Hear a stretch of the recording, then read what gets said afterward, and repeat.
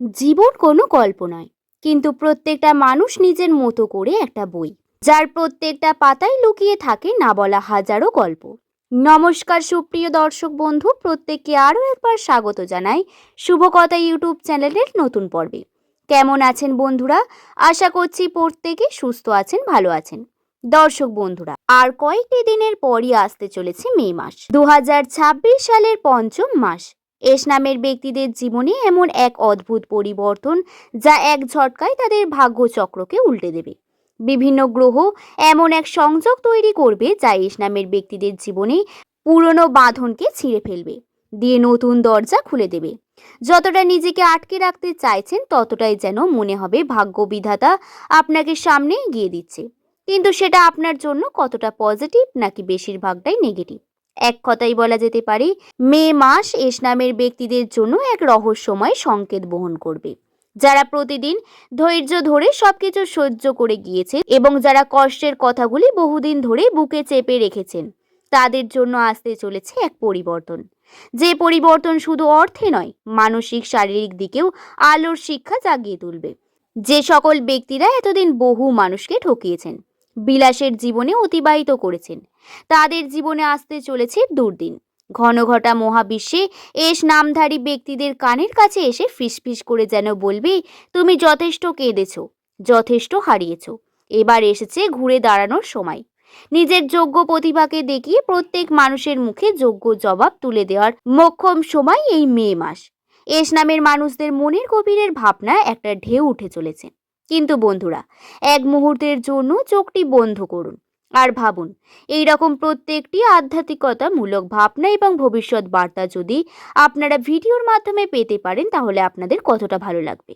কিন্তু বন্ধুরা, এই ভাবনাটিকে সবার আগে জানতে শুভকথা ইউটিউব চ্যানেলকে সাবস্ক্রাইব করে দিতে হবে। আর হ্যাঁ বন্ধুরা, এই পাশাপাশি এস দিয়ে শুরু হওয়া আপনার নামটি অবশ্যই কমেন্ট বক্সে লিখে জানাবেন। আর দেখার পর ভিডিওটি ভালো লাগলে একটি লাইক করতে তো ভুলবেন না। আসুন তাহলে মূল আলোচনায় এবার প্রবেশ করা যাক। সর্বপ্রথম মে মাস, বিভিন্ন গ্রহ নক্ষত্রের অবস্থান একটু এক ঝটকায় শুনে নেব। সূর্য থাকবে তুলা রাশির, যা মমতা, স্নেহ ইত্যাদির প্রতীক বহন করবে। পাশাপাশি চন্দ্রের কুম্ভ রাশিতেও অবস্থান। এস নামের ব্যক্তিদের উদ্ভাবনীমূলক চিন্তা এবং মানসিক শান্তি এনে দেবে। কিন্তু বুধ কিছু কম যাবে না, তাই বৃশ্চিক রাশিতে অবস্থানের গোপন রহস্য উন্মেষণ এবং গভীর চিন্তা ভাবনার প্রতীক বহন করবে। অপরদিকে শুক্র কর্কট রাশিতে অবস্থান আপনাদের জীবনে বাস্তবে ভালোবাসা, দায়িত্ব এবং পবিত্রতার বার্তা বহন করবে। মঙ্গলের কন্যা রাশিতে অবস্থানের আবেগের উত্থানের কঠোরতাকে এনে দেবে। তাহলে দর্শক বন্ধু, বিভিন্ন গ্রহ বিভিন্ন রাশির অবস্থানের ফলে আপনাদের জীবনে কি ঘটবে আশা করছি জানাতে পারলাম। এবার আপনাদের বলবো, মে মাস আপনাদের কোনো কারণ ছাড়াই বেশ মনটা খোলামেলা থাকবে। প্রত্যেকটি কাজে আপনি এনার্জি পাবেন।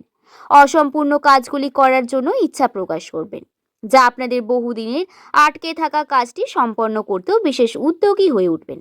দ্বিতীয়ত, আপনার কাজের চাপ একটু বাড়তে থাকবে। যারা কর্মক্ষেত্রে বিভিন্ন উচ্চপদস্থ ব্যক্তিদের সাথে যোগাযোগ বৃদ্ধি পাবে। ভবিষ্যতের উন্নতির জন্য নানা রকমের সাহায্য আপনি মে মাসে পাবেন। তবে কাগজপত্রে সই করার আগে ভালোভাবে পড়ে নেবেন এবং প্রতিশ্রুতি দেওয়ার আগে বাস্তবটাকে যাচাই করবেন। যারা ব্যবসার সঙ্গে যুক্ত, তাদের বড়সড় কিন্তু কাস্টমারের আগমন ঘটতে চলেছে।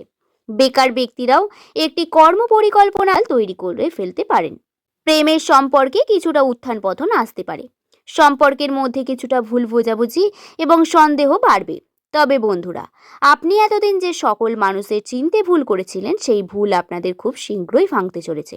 দাম্পত্য সমস্যাও ধীরে ধীরে সমাধান ঘটবে এবং নতুন সুসংবাদ পেতে পারে। পুরনো বন্ধুদের সাথে যোগাযোগ হবে।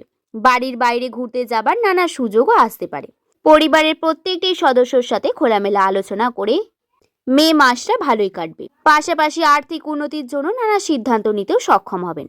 তবে অতীতের পুরনো কথা কিছু ভুল মনে করে আপনি মে মাসটা কিছুটা আফসোস করবেন। দর্শক বন্ধু, এই ছিল আজকের আলোচনা। যদি ভিডিওটি ভালো লেগে থাকে, তাহলে একটি লাইক করে শুভকথা ইউটিউব চ্যানেলকে সাবস্ক্রাইব করে নিতে ভুলবেন না। আর পাশে থাকা নোটিফিকেশন বেলটি অবশ্যই অন করে রাখবেন, এই রকম নতুন নতুন ভিডিওগুলি সবার আগে সর্বপ্রথম পাওয়ার জন্য। তাহলে আজ এই পর্যন্তই। সকলে ভালো থাকবেন, সুস্থ থাকবেন, সাবধানে থাকবেন। সকলকে ধন্যবাদ।